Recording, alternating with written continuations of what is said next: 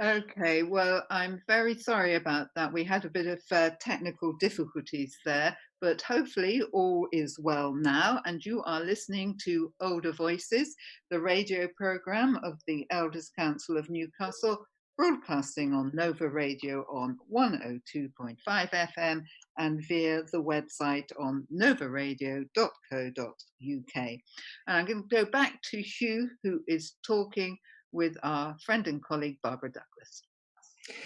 Right. Well, we're sorry about that hiccup. It seems somehow entirely appropriate. We don't know what the technical issue was, but perhaps yet another nail has gone through yet another cable. So we're back in any event. Okay. And before we left, you were starting to tell us about some of the kind of, not if you like, practical steps, but the ones that we can do and what we should be looking at, where we should be looking in our house, and really thinking about what the kind of issues we should be thinking about. Yes. So I think the first step in this, as we found, is that actually it's just getting people to think about where they're living and whether it's going to be suitable for them as they get older. And it's a very difficult conversation to make. We're all very attached to our homes. We don't want to contemplate moving or making changes even. It's really quite difficult, and often doesn't just mean that we need to be thinking about it, but often we need to involve our families in thinking about that. So having worked on this issue for a number of years and tried things like workshops and seminars and all sorts of things, we thought, well, actually, maybe there's a different way of doing this and we could take a more creative approach. Mm-hmm. And that's where we joined up with Skimstone Arts and started working with Claire on developing performance as a way of acting a bit of a catalyst, if you like, or a provocation to people, or even just giving them permission to think about some of the things that may be in the back of their minds, but actually you don't really want to face up to and you don't really want to kind of talk about or consider. And so performance has a particular way, we think, of actually not only getting to your head, but getting to your heart as well, and helping to unlock some of those conversations. Good. So we've worked together for several years, and I'll hand over in a minute to Claire. So we've had several iterations of this performance that we call doorbells. So the latest, we were right at the point of going out and presenting those performances in community centres and various settings when COVID struck. So what we've done is we've regrouped and created a new performance which reflects what life has been like for this character that Claire created, what her life has been like during COVID. And we're going to be presenting that film as part of a webinar on the 29th of July and on the 5th of August. But I think it would be nice to hear a bit from Claire about how she created that character and how that's come about. And we will be going to Claire in just a minute. But before we go there, I would just like to, am I understanding is correct that you did get some performances before the COVID? We did, yes. Yes, we have. What's interesting then was, did you meet resistance to the notion? You said that trying to get the message across, were people ready to hear it, or was it just something they hadn't specifically talked about? Yeah, I think when people came to the performances, and what was really interesting about that is we didn't just get older people to the performances, we got some younger people as well, people in their 30s. And actually it really resonated with people, and people really welcomed the opportunity to actually talk about some of the issues. And some of those might be things that they were experiencing themselves, and some of them might have been issues that their parents had experienced or were experiencing. So actually we found a very positive response. And again, I think it's by using performance and the creative approach actually opened that up for people. And we've had some very interesting post-show discussions based on the performances. Were people concerned about the financial aspects of adapting older houses to this?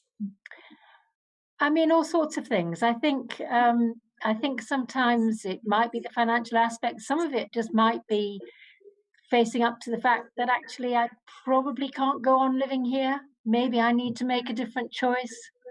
Um, or just finding out that I don't need to make a change. I just need to get some bits of equipment and an adaptation, and I'll be fine.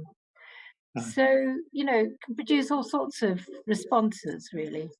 Yes, our homes matter so much to us, and sometimes we've lived there for a very, very long time, and there are things that we're very reluctant to leave, or even to think about. But so we're going to just to have bring in Claire in just a moment. But one last sort of thing. So, have the architects groups that you worked with and the planners been part of the getting the message across of the kind of things that can be done?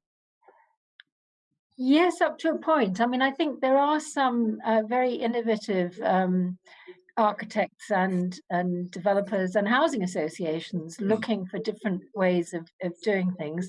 I think there are some house builders who are very resistant to new ideas and just want to go on producing, for want of a better word, the same old boxes. But I think that conversation is moving on. And I think part of the work that we're doing and the conversations that we're having and documenting people's responses, we're in a position then to raise issues and to say to house builders and architects and planners, this isn't what people want. People want different kinds of solutions. And I think it's through the performances and the conversations that we're having that we're able to uncover those stories, that information, and those responses from people. Okay, that's very good. But I take your overall point that you've still got to get people across the line. You've got to make them aware of the issue. Yeah. And so that leads us very nicely to Claire, whom we welcome again to our virtual studio.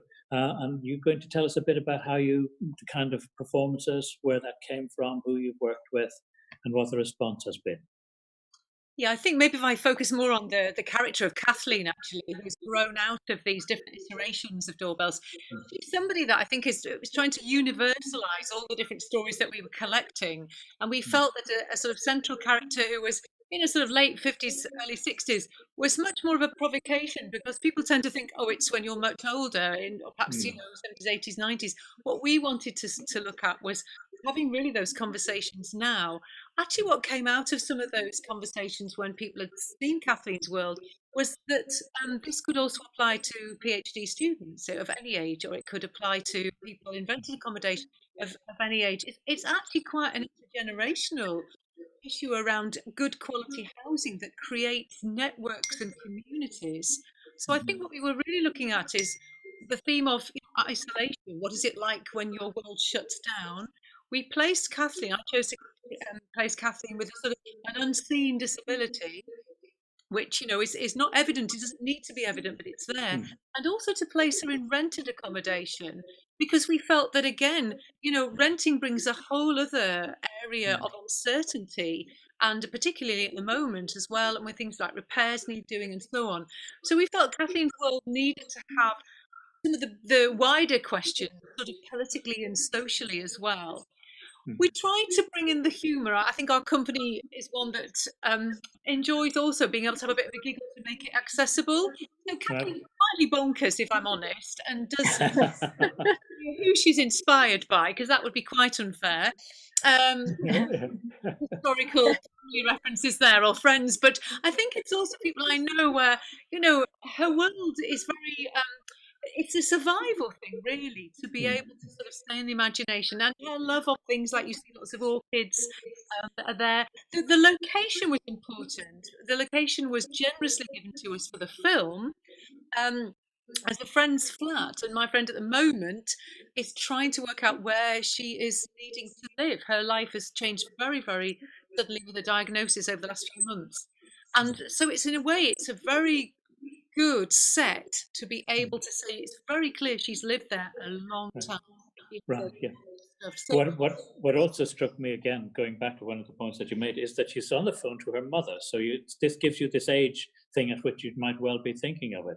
You would think that it was okay. So You're going to be talking more to Helena later on and telling us more about this sort of the work and how you've done on that. But thank you very much for that. And thank you very much to Barbara for introducing the topic, which I think is a very real one and one that certainly the Elders Council will do very valuable work with. So thank you very much. Thank you both. Thank you. Thank you. Thank you, Claire and Hugh and Barbara there. Okay, well, I think the lockdown has made us all much more aware of nature and issues such as pollution. So our regular slot with Sandy talking about green issues, I think has been very timely. He's back today and he's going to be continuing a conversation with Hugh that started at our last broadcast. So Hugh, you're still on. If you can be unmuted. Thank you. And unmuted, I join you. Sandy, welcome back. So we had technical issues the last time, and you started on the really interesting thing of the sixth extinction.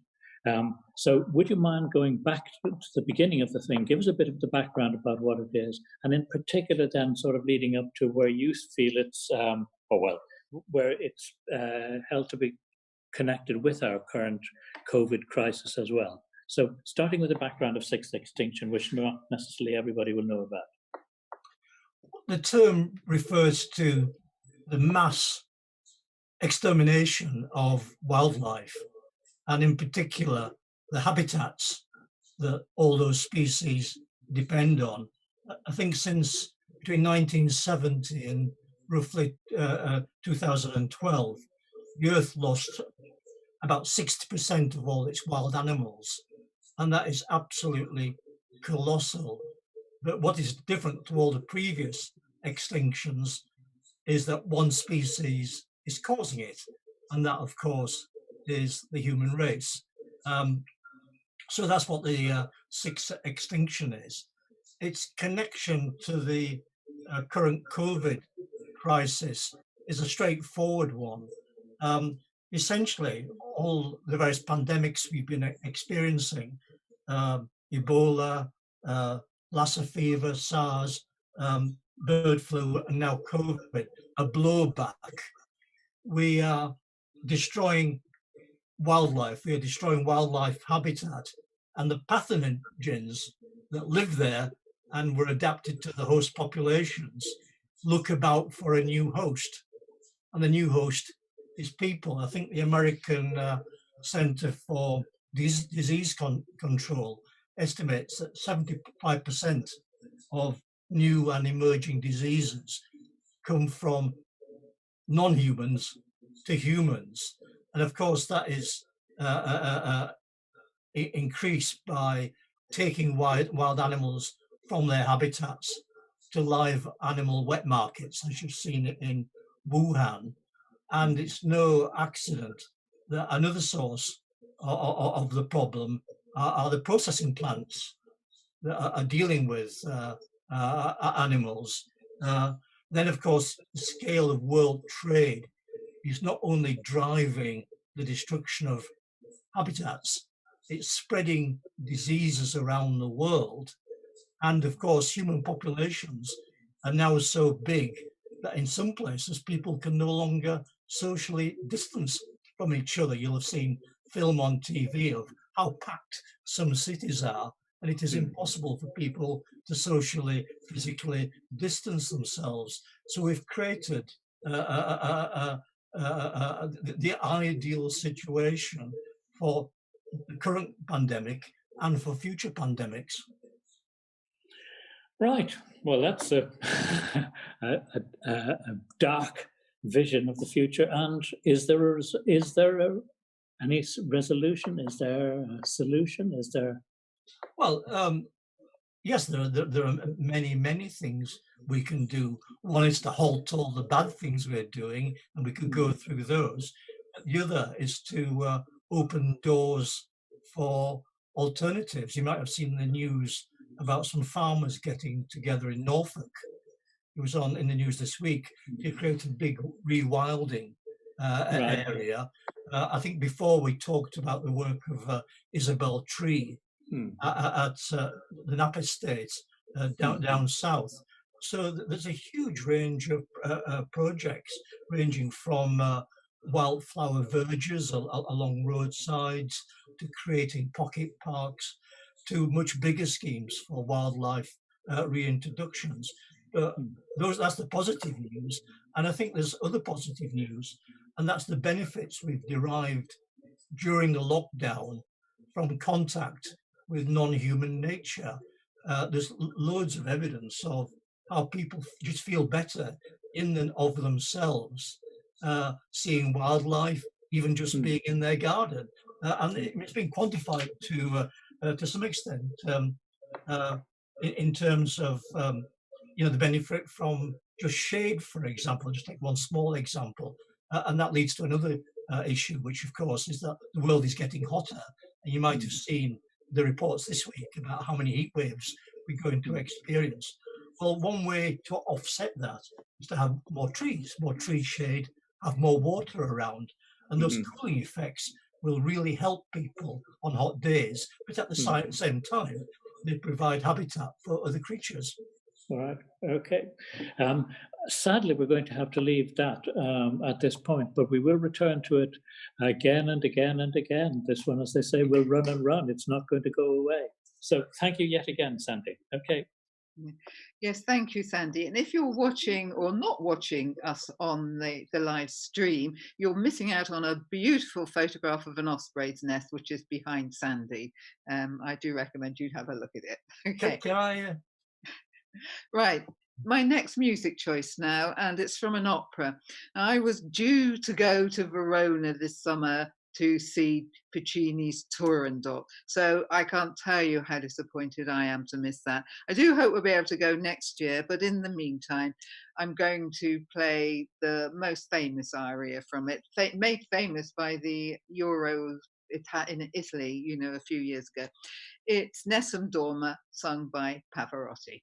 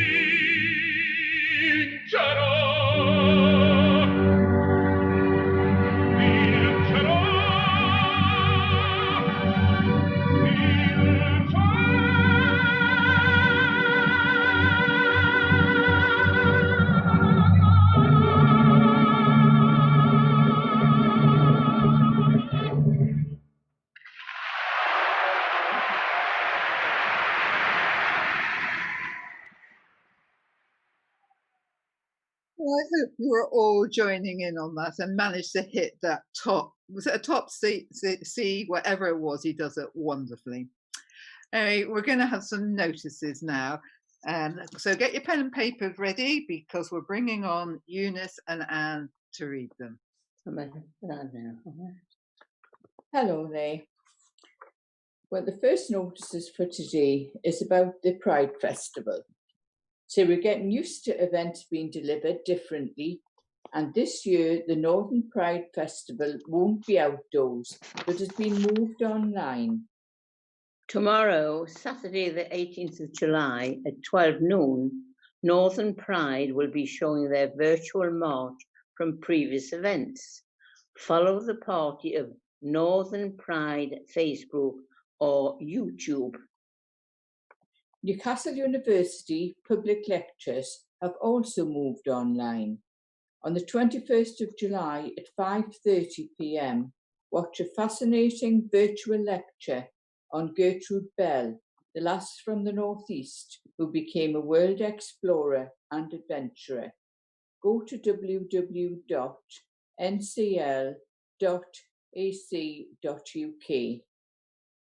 Many leisure and cultural centres are taking their first steps to reopen in the next few weeks, following government guidelines.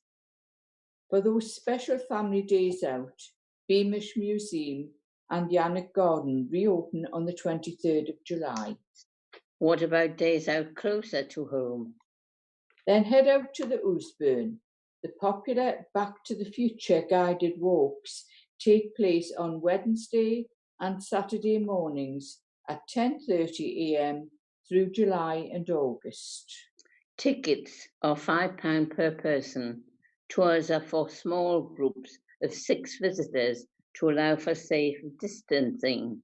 Book in advance via their website www.ousbourne, OUSEBURN Trust, all one word, ousbournetrust.org.uk. The Victoria Tunnel 1-hour tours restart on the 24th of July. Yes, and there's a special offer for families of single households or social bubbles at a flat fee of £30 per tour. Book via their website www.ousebournetrust. That's ousbournetrust.org.uk. Tyne and Wear museums are phasing openings of their venues.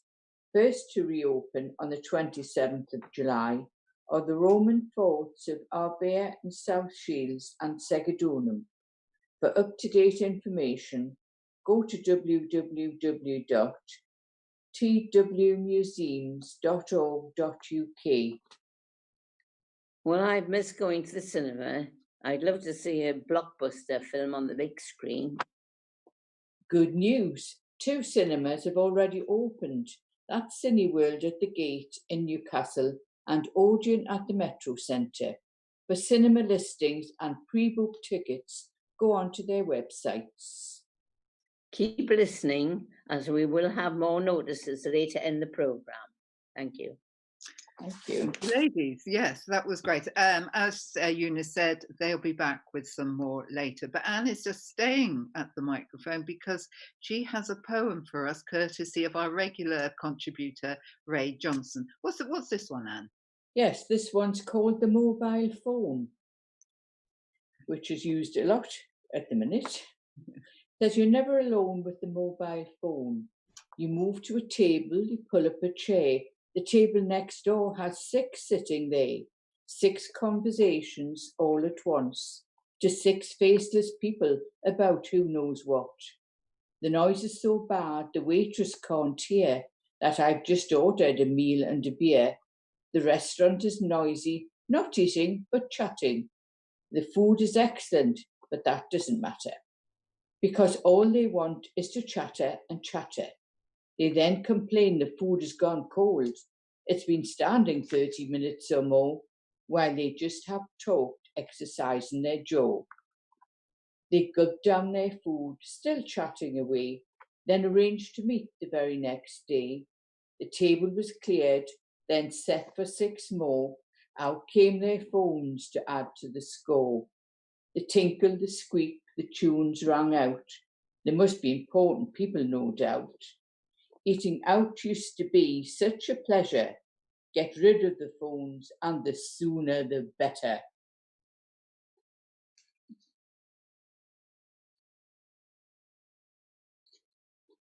Well, thank you, Anne, and thank you, Ray, for that. Now, one of my favourite items on the show is Eunice's thought for the month. There's always something interesting that she has to say, and read in that lovely voice of hers, which betrays her stage background.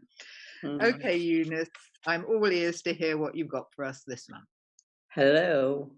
Well, the lifting of lockdown has continued, except in places like Leicester, which had to return to lockdown after a considerable rise in COVID-19 cases are. I'm hoping Newcastle can steer clear of a second lockdown. The coronavirus, coronavirus, I don't even know how to talk about it now, has resulted in a whole new range of vocabulary for us all to use. Lockdown being one of the many new words that pops up in our everyday conversations. These days, social distancing has nothing to do with keeping back from someone's personal space. It now means stepping into the road to keep 2 meters away from a heavy breathing logger or jogger coming in the opposite direction. I know I have been shielding. This has nothing to do with knights on horseback going into battle. And bubbles are no longer associated with children's bath time fun. And as for track and trace, I wondered if that was something to do with athletics, but now I know better. The R is down. Has nothing to do with interest rates, but the rates of infection. And furlough mustn't be confused with furlong, which is an old English measurement. Yes, I can speak coronavirus language. I'm sure you all can too. Joking apart, this continues to be a very difficult time for many people. I keep trying to get my head around the billions of pounds that has been spent on the furlough scheme to try and keep families from the breadline and businesses from financial disaster, and how much money must have been spent on PPE in the past 4 months. Well, we are so fortunate to have our wonderful National Health Service, which has been in existence for 72 years. Members of my family, along with millions of others, have been grateful for the expert care received from the doctors, nurses, and the other healthcare staff of this marvelous institution. In fact, in the 1940s, I worked on the filing system for the new NHS. I was very young, by the way. Well, July the 4th was a key date for the relaxing of lockdown restrictions. And although I do continue to stay at home, I've had the pleasure of visits to my front door by my neighbour with her little granddaughter, who now makes a beeline to knock on my door whenever she is at her grandma's. I've also had a visit from one of my grandsons with his wife and their son, who had his first birthday last month. I love seeing children and making them smile and giggle. It is a real tonic. On the 7th of July, the government announced a £1.57 billion emergency support pack for the arts. Well, let's hope this helps theatres, museums, galleries, music venues, etc. to survive. I can't imagine no Theatre Royal or Newtown Theatre here in Newcastle. And there are dozens of other smaller venues that must be very worried about the future. And then there are all the artists, actors, musicians, dancers, directors. The list goes on. Hundreds of thousands of lives affected by this pandemic. Those who love the arts haven't been entirely starved, as during lockdown, billions of people from all over the world have gone online to watch performances by the Royal Shakespeare Company and the National Theatre, for instance, or view their favourite films. But there's nothing quite like anyhow, live performances. Well, fingers crossed that the arts will come back even bigger. and stronger than before. And thank you for listening. Bye. Thank you, Eunice. And we all, I think, can agree that we all hope that the arts, which play such an important part of our life as a nation, are safe through this. And as you know, I'm taking a musical journey through concerts that I've missed, which have been cancelled through this pandemic. And one of the ones I missed is one of my favorite current musicians. It's a guy called Jason Isbell. He's an Americana guitarist, if you like. If you haven't heard of him, I do heartily recommend him. I'm going to play a track now from his current album, in which he plays a really good bit of guitar for those of you who are interested in these things. The track is called Overseas.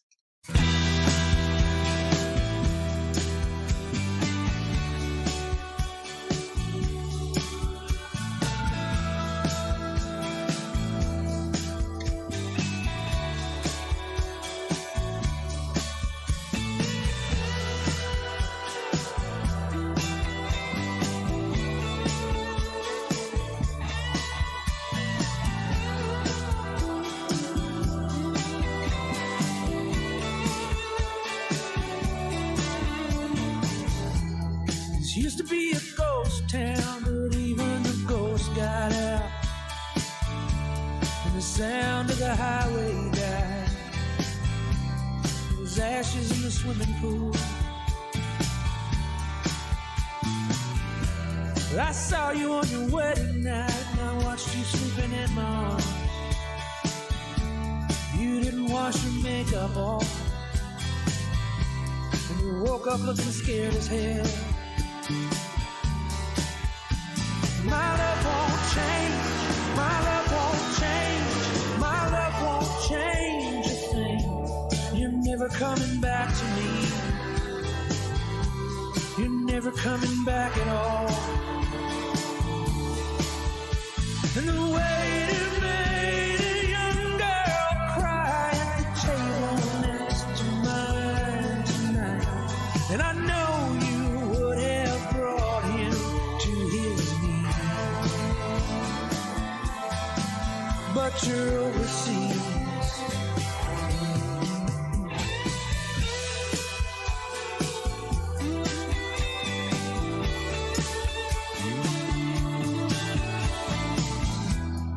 Doesn't seem so long ago we thought that we could change their minds.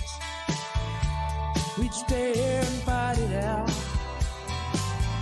with a love that we could weaponize. But I saw you losing faith, and I was watching when the light went out.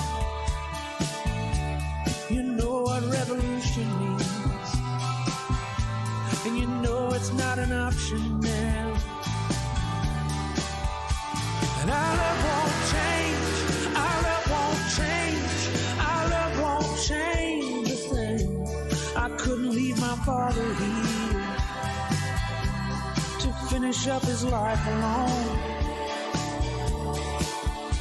And I saw you in her daughter's eyes last night when she caught me in a lie. And I need you here to make both of us believe. But you're overseas.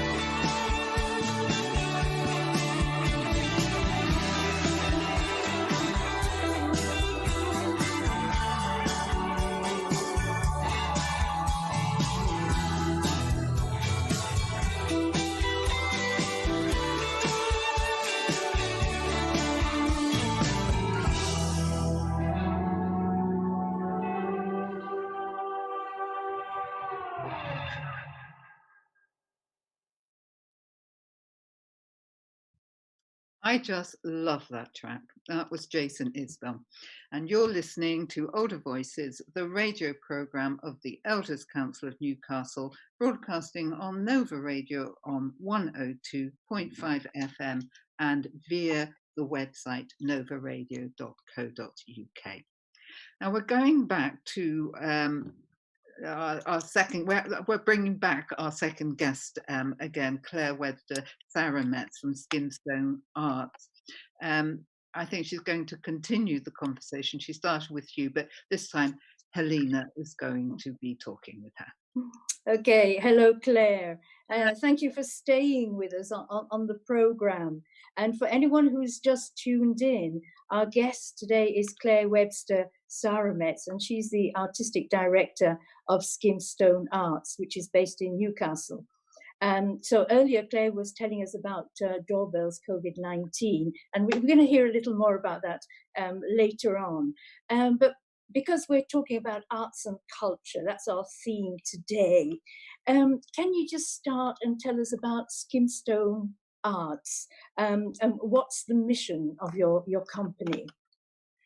Yeah, Skimstone Arts is very committed to supporting diverse artists and communities and individuals at risk of social isolation to create work with, for and about the world that matters to them. Skimstone Arts feels sometimes that the arts, we all have that wonderful relationship with the arts in different ways, but it can be very hierarchical and it can be very disempowering and disengaging for so many people in the country who haven't had the richness of actually engaging with film or music. Music's probably one that most people will have experience of, but you realise there's so much entitlement that socially needs to happen for the joy of the arts, but also to be able to question and explore the world. And I've seen quite a few of your performances. I was in Central Library once and I just happened to join in with the circle. But what I found fascinating is that such diversity in your team. Now, did you find them or did they find you? How did it work? Both. I'm a very privileged traveller. I travel a lot to communities that really interest me with their stories, sharing stories.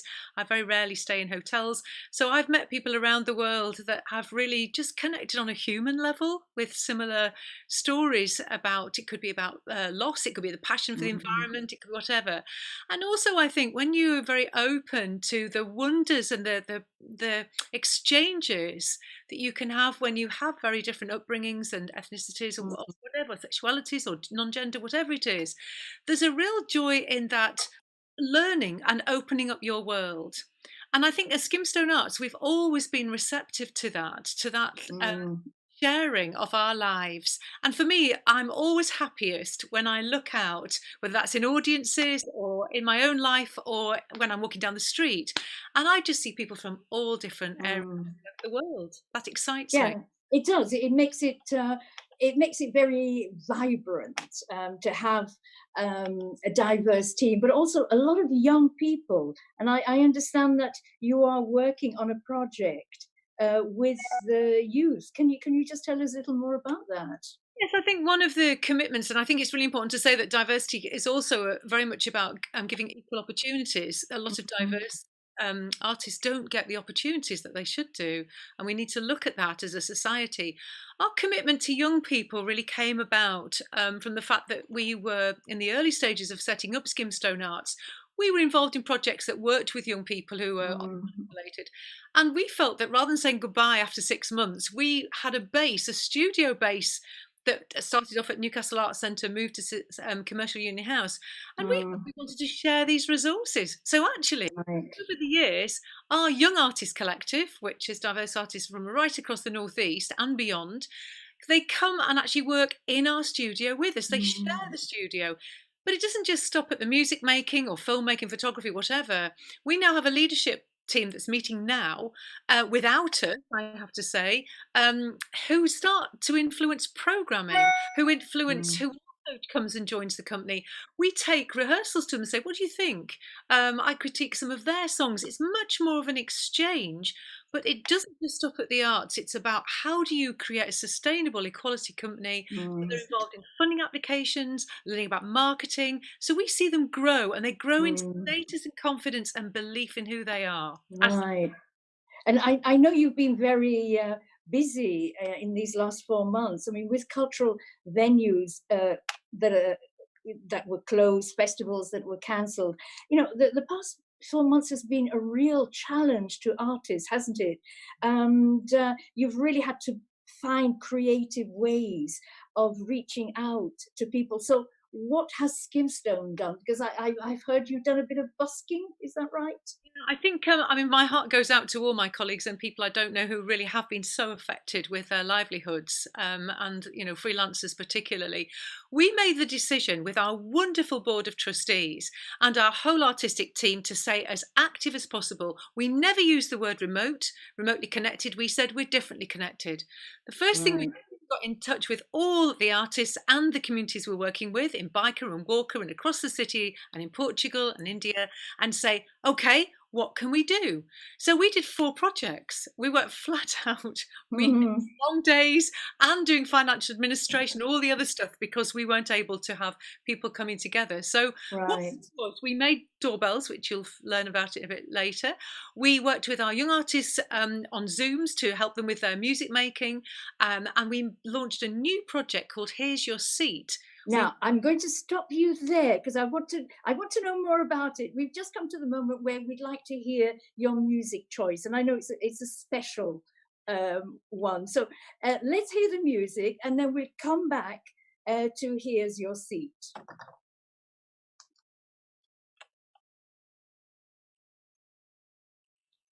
Do we have the music?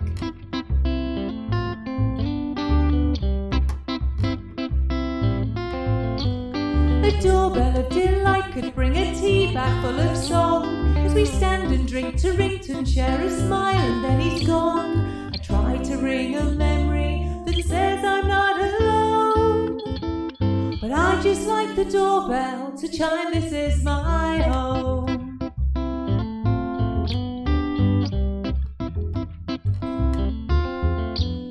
Standing in the doorway, watch the world go passing by. Standing in the doorway, watch the world go passing by. I wish a hand would wave and say I'm not alone. I wish a hand would wave to me and say I'm not alone.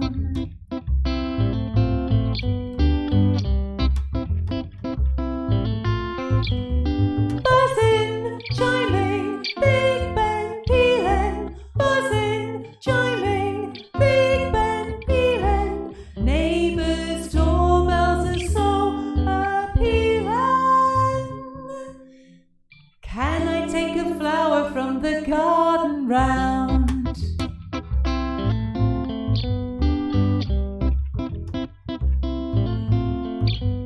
The doorbell of delight, there's some who never hear its song as they sit beneath the window in the shadows all night long. The lonely silence falls, their stories stay in walls.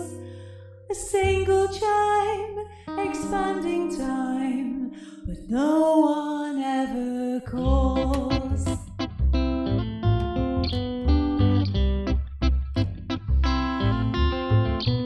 The doorbell of delight could bring a tea bag full of song as we stand and drink to Rington, share a smile, and then he's gone. I try to ring a memory that says I'm not alone, but I just like the doorbell to chime, this is my home. But I just like the doorbell to chime, this is my home.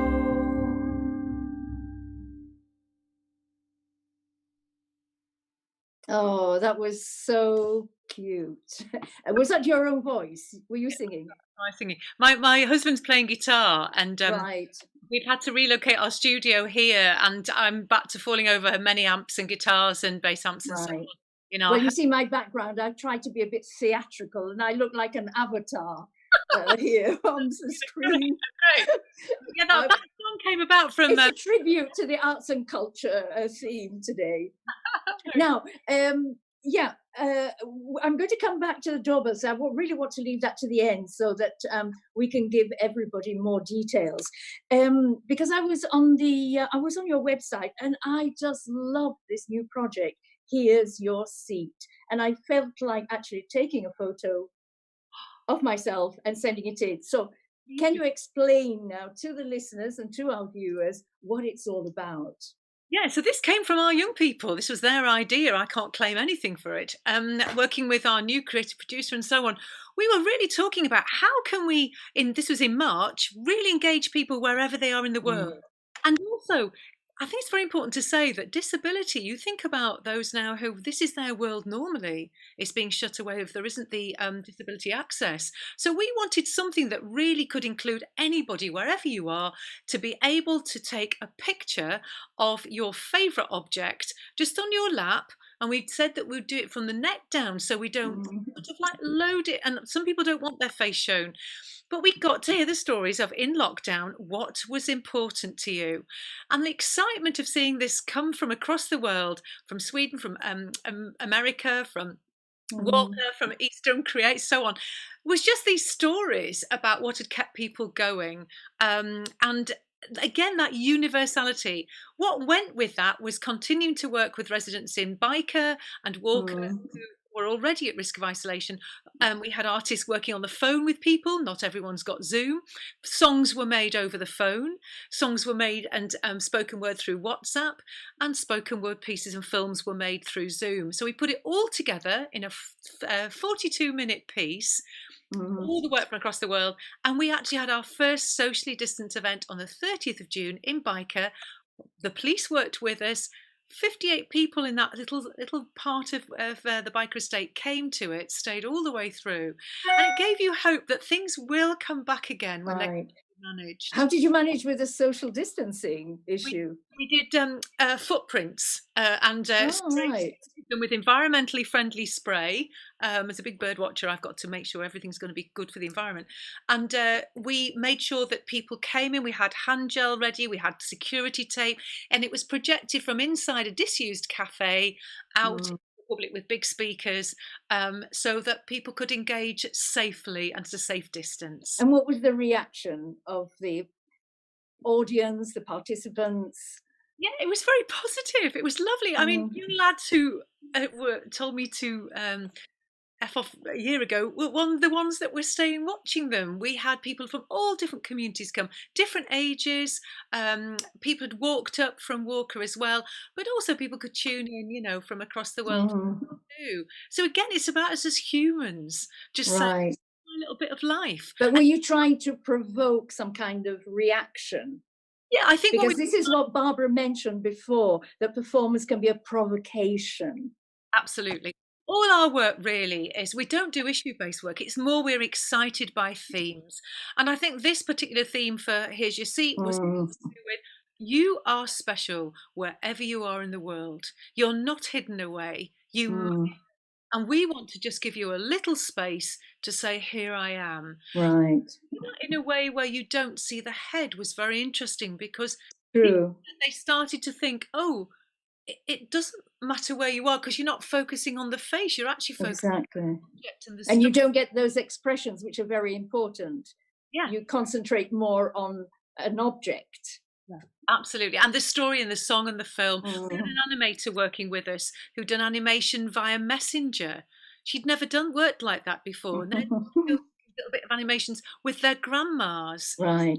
We had an artist, Kemmer, creating, a phone song with a resident on the Byker estate, Loretta, who's, health issues. And there was her song. And we created the recording booth for one afternoon, socially distanced with only 2 people in. And my husband was, Peter was recording with a guitar. So we had proper recording. Right. felt it was a good quality, you know. Now we'd love to hear more and more and more about your projects, but of course everyone can go onto Skimstone Arts website. So let's as we're coming to the end, can you just briefly just tell us about the doorbells, because that is the important project at the moment, and how we can actually view it. So at the moment, Doorbells COVID-19 has been made specifically to instigate these conversations around housing. Right. So what we are doing at the moment is having 2 webinars that people are invited to. The link's on our website. If you go to What's On, www.skimstone.org.uk, What's On, you can click on. They're free. Okay. Must be free for people to access. Now, as we go through these webinars, we obviously, from our point of view, want to make sure that the film is available to anybody. I just want to wait for the go ahead for that to happen. We want to really streamline people to the webinars first, because that research helps Elders Council and Care and Repair England and Northumberland University to really make sure we can start feeding into the housing about what should happen. So when are the webinars? Can you give us the dates and the time? 29. Oh my gosh, the 29th. I thought Barbara was in the 29th of July. Okay. And I understand also it's the 29th of July and the 5th of August. Is that right? And I've got it written down as 2:30 to 4 p.m. Yeah. So what is the best way of getting onto those links? That's what I was saying. If you go to our website, just the website, okay, it's very clear, and all you have to do is click. It says book now. Okay, and you go straight to Eventbrite, and you're signed up. Brilliant, brilliant. We'll all be looking at your at the film, and of course, I think it's important to get feedback. That's what you need, isn't it? Absolutely. So we showed a little bit of Doorbells. There's a previous version. If you go onto our website, you can see Doorbells Dreaming of the Future, which was an iteration from the performance. Okay. So to know Kathleen a little bit, you can watch that now.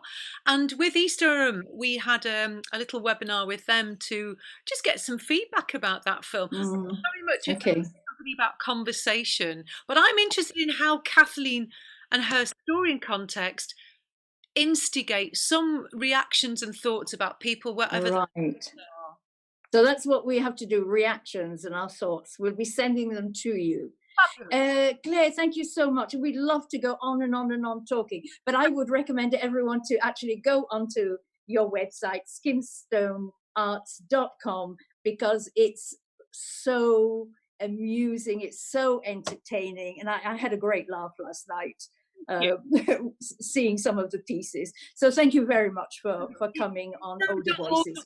UK. Sorry, can I just tell you? It's skimstone.org.uk.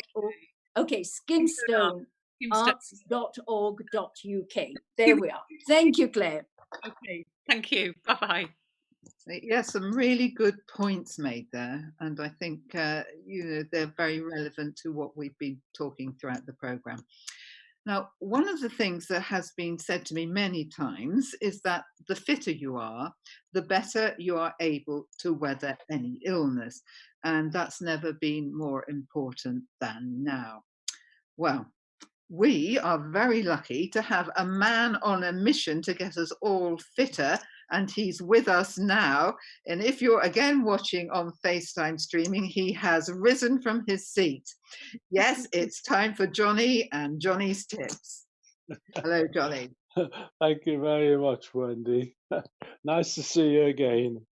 Nice to talk to everybody else. Exactly, we've all been on this lockdown, and we must be actually getting a bit fed up with it all. So the best thing to do is try and keep fit, as fit as you can anyway. I've got a different one today, where it's just another resistance one, but this time it's standing up. I don't know whether that will work very well in this case, but we'll try and see. It's just, if you've got something like a table that's quite solid in front of you, or if you're at home and you've got you can use a sink, something that will not move when you push it. And you must also make sure that your footwear is quite good so you won't slip. Now, if you put your left leg in front of the right, you're holding on to the table. And now just bend your elbows and lean forward. That's it. No, keep your elbows straight if you can. That's it. Keep your elbows fairly straight towards your body. Yes, that's it. Don't let it jut out. That's it. And then take a deep breath and just push and straighten up. Keep your back straight. Just push till you're out of breath. That's it. Take a deep breath in through your nose. Bend down again. Just your elbow. Just your elbow. That's it. And then push. Push. Come on. Push. Push. Push. No, you're going too fast, Wendy. You're going a bit fast there, Wendy. You're cheating. I'll give you one more chance. Take a deep breath. Bend your elbow in. Lean forward. But keep your back straight. That's it. Now you've got a deep breath in through your nose and then push and breathe out slowly through your mouth. Come on. The longer you take to get up, the better it will be for you. This is an all body fitness, not just your upper shoulders or your chest or your back, but also your legs, because you'll be straining when you're pushing. And then you change your legs, the other leg forward, and then let's try it again. Deep breath in, bend your elbow. That's it. And then push hard, push hard, push hard. Slowly. Come on, let that breath out slowly through your mouth. That's it. Okay, back must be straight at all times. Your left leg, as I said, you start off with, you can start off with your right if you want, but you swap your legs around. I would sort of recommend maybe 3 or 4 on each leg. Come on, Wendy. Can you not stand up? Yeah, I would recommend 3 or 4 on each leg, right? Now, make sure that your legs do not slip. So you must be careful of your footwork or whatever you're wearing on your feet, you know, so that you don't, when you're pushing, your back leg doesn't slide off, and then you'll find yourself chinning the table. You know, as I said before, you can do this in the bathroom, in front of the sink. That's it. Keep your back straight. Don't strain. Don't strain. Just try and do it slowly. That's it. Just straighten your elbow. Back straight all the time. That's it. That's it. Okay. Wendy, you've got it. Good for you. But this is of course an exercise for life. So you've got to try and do something every day. You don't have to do, 20 or 30, but 3 or 4 on each leg. Brilliant. You can even do it just before you're getting washed, or just before you're gonna be yes, just before you're going to wash the dishes or something. You got a sink in front of you. Just think, oh, while I'm waiting for the kettle to boil for tea, I'll just do a few. Just do a few. You can do it a bit quicker if you want. That's all you is. Just bend down, push, bend down, push, bend down, and push again. Whoa. Overall body, the whole body works. I hope that's keeps you all going for the next fortnight. and I want to hear some results, mind. I want to hear how it's gone over the next fortnight. Okay? Great. Well, thank you very much for that, Johnny. And I'm guessing that's Kath, your wife, giggling in the background, was she? Yes, yeah. Well, that's it. She is giggling. Kath is giggling in the back there. And I thought I could hear somebody else. Eunice?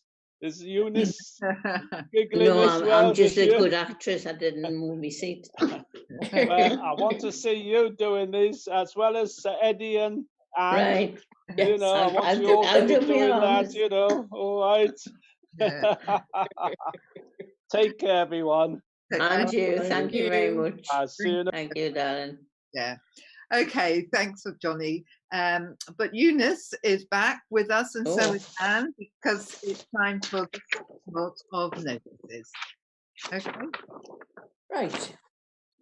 Have you been receiving any suspicious emails, phone calls, or text messages recently? The National Cyber Security Centre has provided some very useful tips to help you stay safe online and spot scam messages. To learn more, go to www.ncc.gov.uk. If you decide to go shopping in Northumberland Street, remember there's a one-way system and be prepared to queue outside some shops. Also beware that toilet facilities may be limited. But if you're still worried about social distancing, there's now a handy website to see how busy it is in the city centre and in Northumberland Street, I should say. Go to www.howbusyistune, all one word that is, howbusyistune.com. You'll see that footfall is shown in red, amber or green, and you'll get an indication of how busy it is, even in city centre car parks.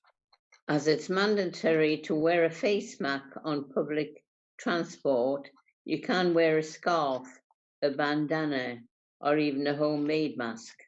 Disposable masks are available from vending machines at 12 metro stations. A pack of 5 masks costs £3.70. Just to remind you that from Friday 24th of July, wearing a face covering in shops and supermarkets will be mandatory in England. Children under 11 and those with certain disabilities will be exempt. Don't get caught out, as the fine is £100. Have you seen the logo, We're Good to Go? It's a new UK scheme to show locals and visitors that attractions, restaurants and venues have taken every step to provide safe and hygienic environments for us to enjoy.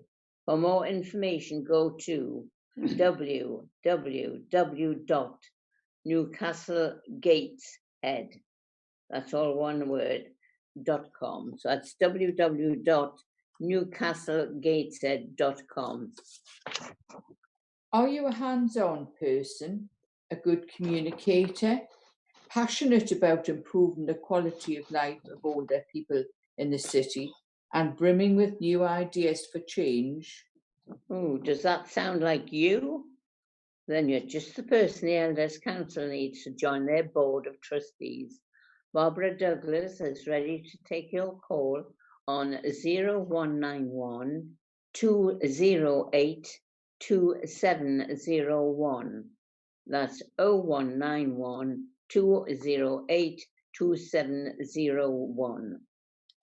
Finally, just a reminder of what Barbara and Claire told us about the Doorbells event. If you want to watch it, go to www.skimstone.org.uk/what's-on/. Over to you, Wendy. Well, thank you, ladies, for those messages.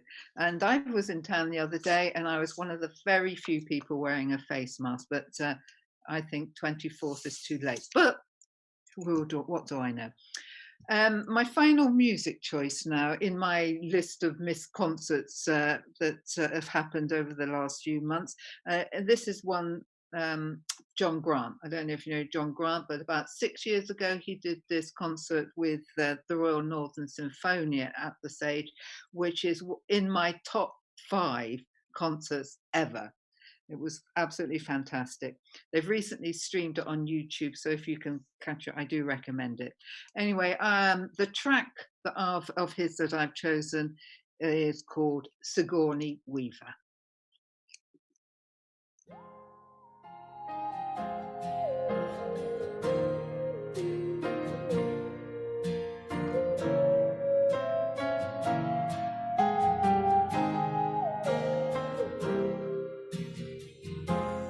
I woke up today, the air was very strange. I couldn't feel my skin and there was evil in my bones. I tried to speak but found that I didn't have a voice. It was a prison like the one you would find in the Twilight Zone. And I feel just like Sigourney Weaver when she had to kill those aliens. And one guy tried to get them back to the earth, and she couldn't believe her ears. So I was taken, or I went towards what was west, to where the ground was dead, and struck out at the giant sky. The sky was black and filled with tiny silver holes, and it was there with a frightened voice that I began to cry out loud. I feel just like Winona Ryder in that movie about vampires. And she couldn't get that accent right, neither could that other guy.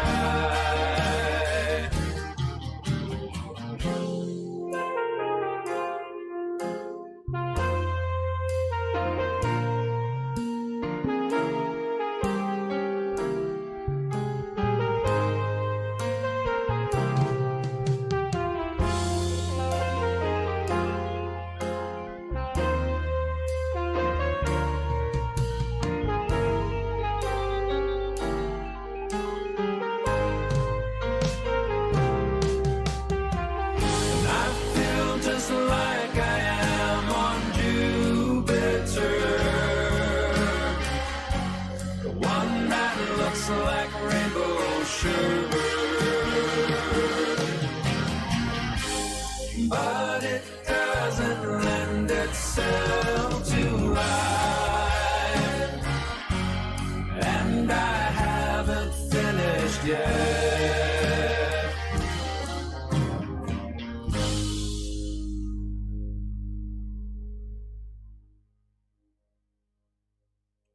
Okay, that was John Grant there. Now, over the last few weeks, we've been using the time at the end of the programme to talk about different aspects of COVID-19 and its constrictions and how they are affecting us. And we're going to do the same today, but we're going to zero on a particular topic. And I think Eddie's going to lead the discussion on this, aren't you, Eddie? Yes, yes. People may be aware of the new guidance from the NHS England encouraging doctor surgery to abandon taking repeat prescriptions. Can we by see you, telephone. please, Eddie? Eddie, can we Sorry? see you? Can you come into camera? Oh, Yes. thank you, thank you. Want me to Good. start again? Yeah, go on. Okay. You're just going. we've got the new guidance from the NHS.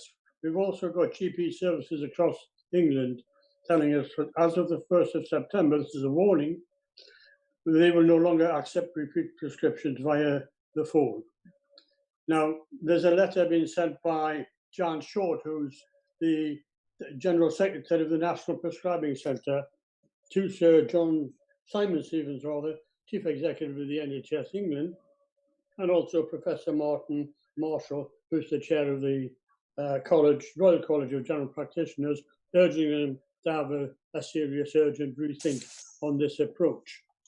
Now, we're going to ask different members of the team what their views are and how it affects that, and I'll come in with my own view in a few moments.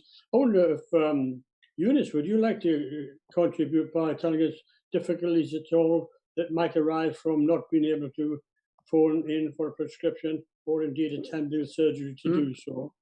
My local chemist has been delivering my medication without asking for a lot of 2 or 3 years now. He delivers it without me asking. So there are some chemists who do the right thing for people. So what difficulties would you have with Eunice if that was to stop? Well, in the first place, if I couldn't get them, I really do not go out unattended without someone the last 2 or 3 years with me. I mean, my walking has been very limited, so therefore it tends to make me nervous even to go out with a push-up as security. I have just been out twice in the last 3 weeks. The first time for March, because I've got heart problem as well as, what is it called? Breathing, COPD. COPD. Yeah. Other than that, I'm fine. You know. Good for you. I'm fine. Got all my own teeth. Do all my own thing. Sit in the shower on my own. Okay, well, thank you. Hugh, do you have any issues around this? Yeah, No, I was surprised when I saw it. I can't think why they're doing it. They marginally might save some time with receptionists and presumably save the money that they would have had to pay for receptions. But no, it's going to be very inconvenient. And the alternatives are either you do it online, which as we know, something like 4.5 million people don't actually have, or you have to visit the surgery and write out a note and put it there in the box, request for a repeat prescription. So I'm looking forward to the U-turn. We've had at least one thing I will say for this government is that you can sort of, U-turn after U-turn after U-turn, and this could be another one of the good ones. Well, it could be a U-turn we're worth looking forward to. What about you, Julian? What about you, Julian? Have you got any views on this? Well, I just need one type of medication, and I was given a reasonably good supply from my doctor. 2 weeks ago, I realized that I was coming to the end, so I did phone the surgery, and of course, it's an answering machine, and it's very complicated. You press 1, press 2, press 3, and then I did leave a message with my telephone number and details and who is my doctor at the surgery, but I haven't heard anything since. So I'm not sure whether that message actually got through. Right. So it's difficult. Yes, I can do what Hugh suggested. I can actually go to the surgery and pop a little note through the box. I'm not that worried. I'll do that. But it's hard for someone who needs the medicine and gets frustrated and doesn't know what to do. I mean, has that message gone through? I don't know. What about because you, nobody's Rachel? come back to me. Well, my GP has a dedicated line for repeat prescriptions, and I can just phone it up and the prescription order is sent to my local chemist and I just go and pick it up. It is so simple. I can't imagine, why they want to change it. My partner, his surgery, instead of getting 2 months supply of medication, they just reorder it once a month. So he has to go and pick it up once a month without doing anything. I don't know. I'm not so sure that that's a good idea, because I think you need at least some kind of contact with the surgery. Exactly. But you see, when I call my surgery, they tell you, please do not come here. So that is difficult. I can't see the value in it myself. What about you, Steve? Well, my practice stopped accepting telephone requests for repeat prescriptions about 18 months ago. And I objected, not for myself, because I've been doing it online for quite a while, but for others who live further away from the practice, live further away from a chemist, don't have access to the internet. What the hell are they supposed to do? I mean, it seems to me one of those mean, uncompassionate activities which this government seems to be so keen upon. As Wendy mentioned earlier, part of the assault upon older people that this government wants to conduct, and I am appalled. Well, it was lovely when Hugh put his thumb up, there was that lovely squeak. Do it again.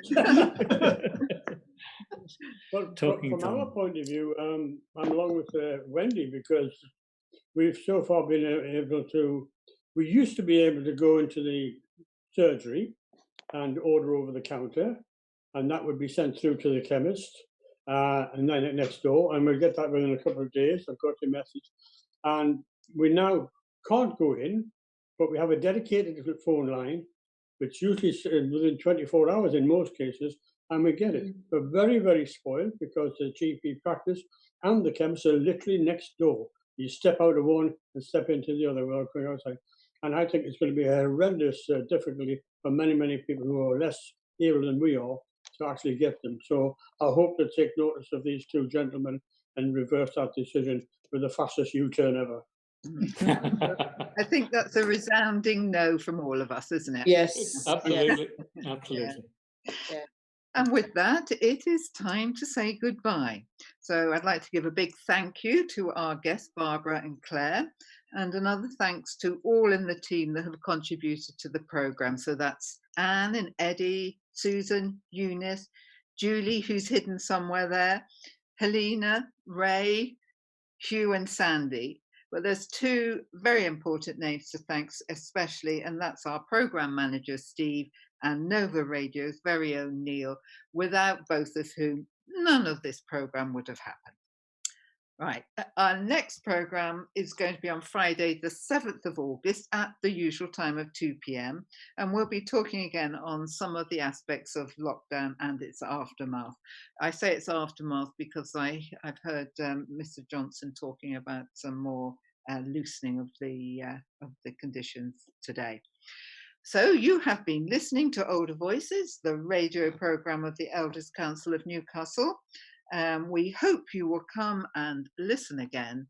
And so it's from me, Wendy, a very goodbye till the next time. Take it away, Perry.